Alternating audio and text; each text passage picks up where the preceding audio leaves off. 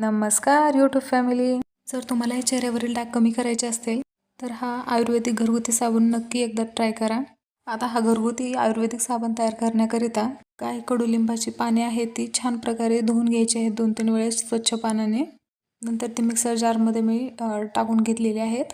तुमच्या घरचं कोरफड अवेलेबल असेल तर तुम्ही तेही त्यामध्ये टाकू शकता. याची छान बारीक पेस्ट करून घ्यायची. नंतर इथं मी पेअर्स साबण घेतलेला आहे. तुमच्याकडे जर सोप बेस असेल तर अगदी उत्तम.